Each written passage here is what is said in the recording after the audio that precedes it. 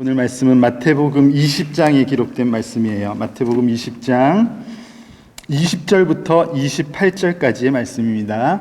마태복음 20장 20절부터 28절까지 말씀, 가정에 계신 분들도 같이 읽도록 하겠습니다. 한 목소리로 읽겠습니다. 그때에 세베대의 아들의 어머니가 그 아들들을 데리고 예수께 와서 절하며 무엇을 구하니 예수께서 이르시되 무엇을 원하느냐 이르되 나의 이 두 아들을 주의 나라에서 하나는 주의 우편에 하나는 주의 좌편에 앉게 명하소서. 예수께서 대답하여 이르시되 너희는 너희가 구하는 것을 알지 못하는도다. 내가 마시려는 잔을 너희가 마실 수 있느냐? 그들이 말하되 할 수 있나이다. 이르시되 너희가 과연 내 잔을 마시려니와 내 좌편에 앉는 것은 내가 주는 것이 아니라 내 아버지께서 누구를 위하여 예비하였든지 그들이 얻을 것이니라. 열 제자가 듣고 그 두 형제에 대하여 분이 여기거늘 예수께서 제자들을 불러다가 이르시되 이방인의 집권자들이 그들을 임의로 주관하고 그 고관들이 그들에게 권세를 부리는 줄을 너희가 알거니와 너희 중에는 그렇지 않아야 하나니 너희 중에 누구든지 크고자 하는 자는 너희를 섬기는 자가 되고 너희 중에 누구든지 으뜸이 되고자 하는 자는 너희의 종이 되어야 하리라. 인자가 온 것은 섬김을 받으려 함이 아니라 도리어 섬기려 하고 자기 목숨을 많은 사람의 대속물로 주려 함이니라. 아멘. 건강한 교회가 되기를 간절히 소망합니다. 우리 교회가 더 건강해지면 좋겠습니다. 우리의 건강의 범위는요, 영적인 건강뿐만 아니라 우리 성도님들의 육신도 건강하셔야지 됩니다. 너희 몸은 너희가 하나님께로부터 받은 너희 가운데 계신 성령의 전인 줄을 알지 못하느냐. 고린도전서 6장에 그렇게 기록되어 있습니다. 우리의 몸은 성령 하나님께서 계신 집이기 때문에 우리가 우리의 몸을 건강하게 유지하는 것은 굉장히 중요한 일입니다. 어떤 이들은 이렇게 교회가 모여서 예배하지 못하는 것에 대해서 극단적으로 종교 탄압이다 이런 말을 표현하기도 하는데 그렇지 않습니다. 우리의 몸을 건강하게 잘 유지하기 위해서 우린 때로는 이렇게 흩어져서 예배할 수 있는 그런 자들이 되어야지 되겠고, 이렇게 예배할 수 있음에 대해서 오늘 우리는 감사를 드려야지 되겠습니다.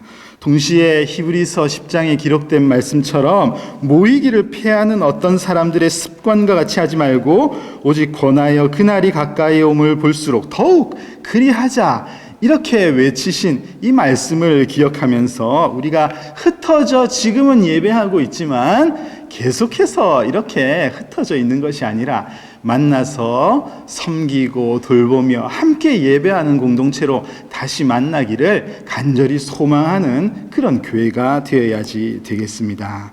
여러분, 에덴스 한인장로교회가 더 건강한 교회가 되기를 소망하면서 저는 5번째로 직분에 관한 말씀을 준비했습니다. 직분이라는 것은 섬기는 것입니다. 직분은 섬기는 것이다. 여러분, 은사는 여러 가지나 성령은 같고 직분은 여러 가지나 주는 같으며 There are variety of service but the same Lord, 이렇게 번역되어 있습니다. 여러 가지 직분을 여러 가지 섬김, 서비스로 그렇게 표현하고 있는 것이죠. 여러분, 직분은 섬기는 것이다. 우리가 그렇게 이해해야지 되겠습니다. 우리 교단 헌법 책을 찾아보니까요, 이 직분에 관한 내용을 다루는 그 내용에 보니까 그리스도의 사역이 모든 사역의 토대이고 기준이다, 이렇게 가르치고 있습니다. 예수님의 사역이 우리의 직분의 모범이 되신다, 이 말씀입니다. 그렇게 기록하면서 오늘 우리가 함께 읽은 이 말씀을 잘 설명해 놓았어요. 섬김을 받으려 하심이 아니라 섬기려고 오신 예수님이 바로 우리 직분의 모범이 되신다. 그것을 우리 교단의 헌법에서도 가르쳐 주고 있습니다. 그렇게 예수님의 모범을 따라서 우리는 다양한 직분자로 교회에 세움을 받습니다. 에베소서 4장 11절 말씀을 보면요, 그가 어떤 사람은 사도로, 어떤 사람은 선지자로, 어떤 사람은 복음 전하는 자로 어떤 사람은 목사와 교사로 삼으셨으니 이는 성도를 온전하게 하며 봉사의 일을 하게 하며 그리스도의 몸을 세우려 하심이다. 이렇게 기록되어 있습니다. 이 말씀을 보면요, 교회에 다양한 직분이 있다는 것을 잘 표현해주고 있고요. 그 다양한 직분자들은 성도를 온전하게 만드는 일에 최선을 다해야 된다. 그 목적으로 세워져 있다는 것을 가르쳐주고 있는데, 바로 그 직분자들이 이렇게 성도를 온전하게 하기 위해서 사용하는 방법이 뭐냐 하면은 이 말씀에는 봉사, 즉 섬김이다. 그렇게 가르쳐주고 있습니다. 그리고 그런 이들을 세우시는 목적은 당연히 그리스도의 몸된 교회를 세우기 위함이다. 그렇게 바로 이 말씀이 알려주고 있습니다. 여러분, 그리스도의 몸을 세우기 위해서, 교회가 올바로 세워지기 위해서, 그러니까 이 말씀에 의하면은 건강한 직분자들이 많이 세워져야 된다는 것을 가르쳐주고 있습니다. 여러분, 교회가 다 행복하고 교회가 참 아름다운 몸을 가지면 참 좋겠는데요. 때로는 교회가 아플 때가 있어요. 몸살을 앓기도 하고요. 교회를 몸으로, 그리스도의 몸된 교회니까 몸으로 표현한다면은 여기저기 알지 못하는데 심각한 병을 앓고 있는 경우가 많이 있다는 말입니다. 그런데 참 안타까운 것은 그 아픔의 원인이 많은 경우에 이런 교회의 세움을 받은 직분자들에 의해서 일어나는 일들도, 그런 경우도 많이 있다는 것을 우리는 잘 이미 알고 있습니다. 저는 이게 다 직분에 대한 건강한 이해가 없기 때문이 아닐까 그렇게 생각합니다. 잘못 이해하고 있어서 일어나는 일이 있다는 거예요. 뭘 좀 잘못 알고 있어서 그것 때문에 교회가 때로는 아픔을 겪을 때가 있다는 말입니다. 여러분, 우리가 함께 오늘 읽은 이 말씀을 보면요, 뭘 좀 잘못 이해한 제자들의 이야기가 기록되어 있습니다. 오늘 보니까 세베대의 아들의 어머니가 아들 둘을 데리고 와서 예수님께 뭔가를 요청하는 그런 내용으로 시작하고 있어요. 뭘 요청했냐면은 우리 두 아들을 주의 나라에서 우편과 좌편에 좀 앉혀주십시오. 이것을 요청하고 있습니다. 같은 내용을 다루는 마가복음 10장 말씀을 보면요, 세베대의 아들 둘은요, 야고보와 요한입니다. 그러니까 예수님의 12제자 중에 2명이라고 말할 수 있겠습니다. 그리고 이 요청을 하는 이는, 그러니까 두 아들의 어머니는 예수님의 육신의 이모라고 말할 수 있습니다. 그러니까 이들이 그래도 제법 예수님 곁에 늘 붙어 있는, 뭘 알아도 제대로 알고 있어야만 되는 그런 이들이었다고 말할 수가 있겠지요. 그런데 이들이 뭘 하러 왔나요? 쉽게 표현하면요, 예수님에게 부정청탁을 하러 찾아온 거예요. 예수님에게 뭐 좀 부정청탁을 하고 싶어서, 인맥을 사용해서 부정청탁을 하고 싶은 그런 마음이 있는 것 같습니다. 여러분, 친인척 비리 아시죠? 우리 교회에 얼마 전에 보니까 그 인사혁신처에서도 오신 분이 계시던데, 이런 거 척결해야 되지 않습니까? 이러면은 안 된다는 것을 우리가 잘 알고 있는데, 지금 보니까 이런 일이 일어나고 있습니다. 예수님께서 이 다음 장 21장을 보면은 이제 예루살렘 성으로 입성하게 되시거든요. 이 사람들이 예수님께서 예루살렘 성으로 입성하시는 그 목적을 잘못 이해하고 있는 것입니다. 그런 예수님이 드디어 그분의 나라를 세우시기 위해서 그 안으로 들어가시는구나, 이렇게 생각하고 있는 거예요. 예수님이 그렇게 되면 이제 우리의 왕이 되실 텐데, 그럼 우리 두 아들, 이 두 아들은 예수님 그 왕의 오른편 왼편에 앉아서 그 나라를 다스릴 수 있겠구나, 인생이 이제 풀릴 수 있겠구나, 이런 생각을 했던 것 같습니다. 그런데 이런 생각을 가진 이들이요, 사실 이 야고보네 가족만 있었던 것이 아니에요. 오늘 말씀을 보니까 나머지 10제자가 이 상황을 보면서 분통이 여겼다 그랬습니다. 와, 이게 무슨 일인가? 저 친인척 자기 어머니 데려와가지고 이렇게 청탁해도 되는가? 하면서 분한 거예요. 우리도 그거 해야 되는데, 우리가 들어가서 오른쪽 왼쪽 자리에 앉아야 되는데 이게 무슨 일인가? 우리 부모님은 뭐 하시나? 이런 마음이 그들에게 있었는지 모르겠습니다. 예수님이 왕이 되면은 내가 오른쪽에 앉아서 이 내무부 장관도 해야 되고, 또 이쪽에 앉아서 이 예수님의 비서실장 자리도 하고 이래야 되는데, 분하고 화가 나가지고 막 투덜투덜 거리는 모습이 나오고 있습니다. 예수님께서 이런 제자들의 모습을 보시고는 제자들을 부르시고 예수님께서 말씀하시고 가르쳐 주시는 내용이 오늘 본문에 나오고 있습니다. 25절을 보시죠. 이방인의 집권자들이 그들을 임의로 주관하고 그 고관들이 그들에게 권세를 부리는 줄을 너희가 알거니와, 이렇게 예수님께서 말씀하고 있습니다. 이방인 집권자들, 세상의 정치가들은 그렇게 세상을 다스린다, 그건 너희들 잘 알고 있지 않느냐, 나도 알고 있어, 이 얘기를 하고 있는 거예요. 이 사람들은 집권자라는 위치에 앉아서 사람을 주관하고 사람에게 권세를 부리고 그렇게 한다, 그건 너희들 잘 알지 않냐, 그게 세상의 정치 방식 아니냐, 이것을 말하고 있습니다. 그렇지 않습니까? 예수님이 이 세상에 돌아가는 모습을 잘 알고 계셨습니다. 이 세상, 이 사회 시스템은 다 그렇게 돌아가지요. 힘 있는 집권자는 지배하고 그 지배를 받는 자는 당연히 이것을 받으면서 그 집권자를 섬기고 이렇게 지내는 것이 맞다 생각합니다. 자본주의 사회도 사회주의 사회도 다 그렇지 않습니까? 예수님께서 이 세상이 그렇게 돌아가고 있는 것을 잘 알고 계십니다. 그런데 그 다음에 예수님께서 하시는 말씀이 너무너무 중요한 말씀이에요. 저는 이 말씀을 늘 우리가 가슴에 새겨야 된다 생각합니다. 여러분, 그 다음에 예수님께서 뭐라고 말씀을 이어서 하시냐 하면은 너희 중에는 그렇지 않아야 하나니. 예수님께서 이 말씀을 하셨어요. 세상은 그렇게 돌아가고 있는 것을 아는데 너희도 알지 않냐. 그런데 너희 중에는 그렇지 않아야지 된다, 이 말씀을 하고 계십니다.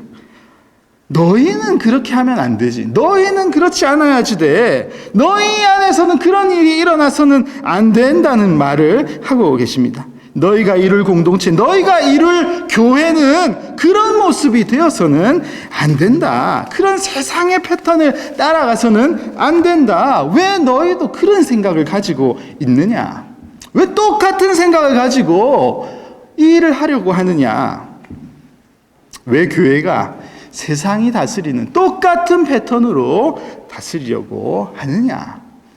우리는 그 말씀을 오늘 새겨야 되겠습니다. 너희는 이 세대를 본받지 말고, 너희는 이 세대를 본받지 말아라, 그렇게 말씀하시고 있지 않습니까? 그런데 교회가 너무 세상을 닮아가고 있습니다. 여러분, 교회 속의 세상, 세상 속의 교회라는 책을 읽은 적이 있습니다. 하나님께서 이 세상 속에 교회를 두신 이유가 있으신 거예요. 교회가 세상을 변화시켜야 할 그 역할을 가지고 있다는 것이죠. 교회가 바른 성경적인 가치관을 가지고 세상을 변화시키는 그 일을 해야지 된다는 겁니다. 그런데 웬걸요? 그런데 오히려 교회 속으로 세상이 들어와 있다는 사실을 말하는 책이었습니다. 교회가 세상을 바꾸는 것이 아니라 세상의 가치관에 의해서 교회가 오히려 바뀌고 있다는 것을 말하는 것입니다. 교회 안에 세상의 가치관이 다 들어와 있는 거예요. 낮아지기를 애써야 할 그런 교회가 오히려 더 높아지려고 별의 일을 다 하는 것입니다. 이 세대를 본받지 말고 하나님의 온전한 뜻이 무엇인지를 분별해야지 된다, 그렇게 말씀하고 있는데, 분별은 고사하고 오히려 세상의 방식을 취하고 세상의 가치관이 이미 교회 안에 다 들어와서 그렇게 교회가 세워져 가고 있다는 말인데, 특별히 가장 심각한 것이 직분에 대한 가치관이 저는 그렇다, 저는 그렇게 생각하고 있습니다. 다들 직분에 대해서 생각할 때 오늘 본문에서 예수님께서 알려주신 것처럼 직분을 집권자의 자리로 이해를 하고 있는 거예요. 그래서 직분이 있으면은 생각대로 주관해도 된다고 생각하고 적절하게 권세를 부려도 된다고 그렇게 착각을 하고 있는 것입니다. 세상의 패턴과 하나도 다를 것 없이 그렇게 직분을 이해하고 있다는 것입니다. 여러분, 개신교는요, 바로 이 썩어 빠진 시스템에서 이래서는 안 된다는 것을 외치면서 나온 그런 프로테스탄트, 그러니까 개혁자들입니다. 개혁의 후손들이죠. 여러분, 로마 가톨릭이 세속화되어 있었거든요. 세속화되어 있었습니다. 교회가 돈과 권력의 철장에 갇혀서 면죄부를 팔고 그 돈으로 교회를 화려하게 짓고 성직을 돈으로 매수하고 그러고 있었다는 말입니다. 하나님을 믿는다고 말하지만 하나님을 하나도 두려워하지 않는 모습이 그 시대에 가득했다는 것이죠. 감사하게도 하나님은 그 시대에도 훌륭한 분명히 깨어있는 신앙인들을 교회에 세우심으로써 바로 이 일에 대해서 개혁을 일으키게 하셨습니다. 바로 우리가 그들의 후예들, 신앙의 후예들 아니겠습니까? 교회는 그러지 말아야 된다는 것을 외치며 나온 자들입니다. 너희 중에는 그렇지 않아야지 된다는 이 예수님의 말씀을 기억하고 우리는 그렇게 하면 안 된다는 것을 외쳤던 애들이 바로 개신교 신앙인들 아닙니까? 그런데 굉장히 부끄러운 것은 현대 교회들을 보니까 다시 그 구교회로 돌아가고 있는 것 같다는 생각이 듭니다. 직분을 받으려면 돈도 적당히 있어야 되는 것 아닌가? 사회적인 지위가 좀 어느 정도 있어야 되는 것 아닌가? 어느 정도 지식이 있어야 되는 것 아닌가? 이렇게 생각하는 거예요. 말하기도 부끄러운 모습입니다. 직분을 얻으려고 선거운동을 하기도 하고요. 직분을 받으면 무슨 회사 경영 운영자 이사쯤이나 되는 것처럼 그렇게 거들먹거리고 있으니 오히려 이 시대가 로마 가톨릭 시대보다 더 타락한 모습으로 돌아가고 있다. 그렇게 볼 수 있습니다. 여러분, 요한일서 2장 16절을 보면은 세상으로부터 온 것이 어떤 것인지를 설명하는 말씀이 거기에 있는데 이렇게 설명하고 있어요. 이는 세상에 있는 모든 것이 육신의 정욕과 안목의 정욕과 이생의 자랑이니 다 아버지께로부터 온 것이 아니요 세상으로부터 온 것이니라. 이렇게 말씀하고 있습니다. 여러분, 교회의 직분은요, 하나님으로부터, 아버지로부터 오는 것인데 우리는 하나님으로부터 온 이 직분에 대해서 그 하나님으로부터 온 직분에 세상의 관점을 집어넣어서 바라보고 있는 거예요. 육신의 정욕, 안목의 정욕, 이생의 자랑, 내 몸이 원하는 것, 내 눈이 좋아하는 것, 이 세상이 알아주는 것, 이 가치를 그 안에 집어넣고 있는 것입니다. 예수님께서 너희 중에 누구든지 크고자 하는 자는 너희를 섬기는 자가 되고 너희 중에 누구든지 으뜸이 되고자 하는 자는 너희 중에 종이 되어야 된다. 이렇게 세상의 가치관을 뒤엎으시는 이 말씀을 하고 계십니다. 인자가 온 것은 섬김을 받으려 함이 아니라 도리어 섬기려 오셨다. 예수님께서 그 왕이신 하나님께서 온 천하의 만물이 되신 왕이 되신 그 하나님께서 당연히 섬김을 받으셔야 할 그분께서 오히려 이 땅에 섬기러 오셨다. 그렇게 말씀하고 있습니다. 도무지 섬김을 받을 자격 하나도 없는 우리들을 세상에 섬기러 이 땅에 오신 예수님. 여러분, 우리는 얼마나 그런 예수님을 닮아서 살아가고 있는가? 오늘 그런 우리의 모습을 돌아보아야지 되겠습니다. 여러분, 혹시 조덕삼 장로의 이야기를 들어보신 적이 혹시 있으신지 모르겠습니다. 한 1900년도 초반, 그러니까 우리 조선 땅에 복음이 한참 확산되고 있었을 그 시기에 아름다운 이야기입니다. 전라북도 김제에 아주 부자 조덕삼이라는 분이 계셨어요. 그런데 그분의 집에 머슴 중에 이자익이라는 머슴이 있었습니다.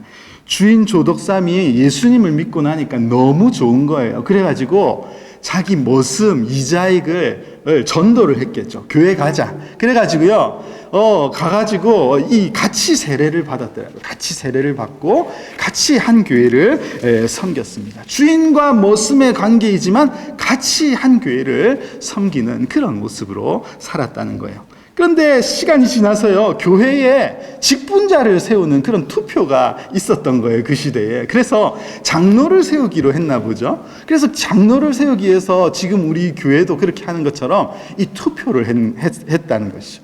당연히 사람들이 조덕삼이란 분이 장로가 되겠지 이렇게 생각했는데, 투표를 했는데 이자익 머슴이 장로 투표 결과가 더 많이 나온 거예요. 그러니까 참 기가 막힐 노릇이 벌어진 것입니다. 그 시대로 말할 것 같으면. 이 얼마나 성도들이 당황했겠습니까? 이 큰일 났다. 그런 생각이 들지 않았을까 생각이 듭니다. 그런데 이 조덕삼이라는 분이, 그 자리에서, 이 투표의 결과는 하나님께서 행하신 것입니다. 이 이자익이라는 분은 정말 신앙이 좋은 분이고 하나님 나라를 위해서 섬길 수 있는 분입니다. 이렇게 설명을 하면서 이분을 장로로 섬기기 시작한 거예요. 같이 마음을 협력해서 그렇게 교회를 섬기기 시작했다는 그런 아름다운 이야기가 있습니다. 시간이 지나서 이 조덕삼이라는 분도, 주인도 장로님이 되셨어요. 그리고 이자익이라는 분은, 이자익 장로님은 나중에 이제 평양 신학교에 가서 신학 공부를 하고 목사 안수를 받게 되었는데, 이 조덕삼 장로님이 가서 공부를 잘 할 수 있도록 이 이자익 장로님을 잘 도와주고, 그리고 나서 이자익 장로님이 목사님이 된 이후에는 우리 교회에 와서 우리 교회를 섬기십시오. 이렇게 교회에 청빙을 해가지고, 원래는 이분이 머슴이었는데 머슴을 담임 목사님으로 청빙해서 같이 하나님 나라를 위해서 섬기는 그런 아름다운 공동체가 되었던 이야기, 참 아름다운 한국 교회의 한 이야기를 들은 적이 있습니다. 여러분, 우리 한국 교회의 귀한 신앙인들께서 그런 아름다운 교회의 모습을 잘 드러내어 주셨습니다. 교회의 직분은 세상의 높고 낮음과 관계가 없다는 것이죠. 더 낮아지려는 예수 그리스도의 마음을 품고 있다면 그분은 누구든지 직분자로 세워질 수 있다는 것입니다. 교회는 세상의 지배 방식이 다스리는 그런 곳이 아닙니다. 교회는 예수님의 마음으로 함께 섬기는 그런 공동체가 교회여야 된다는 것입니다. 여러분, 어리석은 인생들은 직분을 권세로 의식하면서 그렇게 살아가고 있습니다. 그래서 어떤 이는 그것을 거머쥐는 것으로 힘을 가졌다고 그렇게 착각하는 이들도 있고요. 또 어떤 이들은 그것을 받지 않는 것으로 내가 청렴한 사람이라는 것을, 그런 행세를 하려고 하는 이들도 있습니다. 참으로 안타깝고 슬픈 현실입니다. 이게 다 세상의 가치관으로 직분을 보기 때문에 일어나는 그런 현상인 것이죠. 여러분, 고린도전서 1장 26절부터 29절의 말씀을 한번 보십시오. 고린도전서 1장 26절부터 29절 말씀을 보니까 형제들아, 너희를 부르심을 보라. 육체를 따라 지혜로운 자가 많지 아니하며 능한 자가 많지 아니하며 문벌 좋은 자가 많지 아니하도다. 사도 바울께서 고린도 교회에 모여서 세움받은 이들을 보니까 세상적으로 볼 때 그리 대단한 사람들이 있지 않다는 것을 이야기하고 있습니다. 그런데 그런 이들을 주님께서 부르시고 교회에 세우신 목적을 29절 마지막에 이렇게 표현하고 있습니다. 이는 아무 육체도 하나님 앞에 자랑하지 못하게 하려 하심이니라. 이렇게 결론을 내리는 말씀이 여기에 있습니다. 여러분, 우리 중에 그렇게 자랑할 것이 많은 이들이 우리 안에 계신가요? 여러분, 하나님의 어리석음이 사람보다 지혜롭고 하나님의 약하심이 사람보다 강하다, 그렇게 말씀하셨습니다. 우리는 다 연약하고 부족할 수밖에 없는 그런 사람들이라는 것입니다. 그럼에도 연약한 자를 하나님 나라를 위해 들어 쓰이기를 기뻐하시는 하나님께서 오늘도 우리를 부르시고 우리를 필요한 곳에 세우시기를 원하시는 그 하나님의 마음을 우리가 잘 이해해야지 되겠습니다. 여러분, 에덴스 한인 장로교회의 그 하나님의 마음을 따라서 바른 직분자들이 많이 세워지기를 간절히 소망합니다. 이미 직분을 받으신 분들은 이미 직분을 받으신 분들도 그렇고, 또 앞으로 또 이 귀한 직분을 받아서 섬기실 분들도 그렇고, 우리가 모두 오직 예수 그리스도를 닮아서 예수님을 닮아가는 그런 자들로 살아야지 되겠다. 섬기로 이 땅에 오신 그 예수님을 닮아서 내가 이 귀한 직분을 받아서 성도들을 더 바르게 섬김으로써 하나님의 나라를 온전하게 세워가는 그 일을 내가 담당해야 되겠다. 우리가 그런 마음을 가지고 아름다운 교회를 세워가는 그런 에덴스 한인 장로교회 모든 성도들이 되시기를 간절히 소망합니다.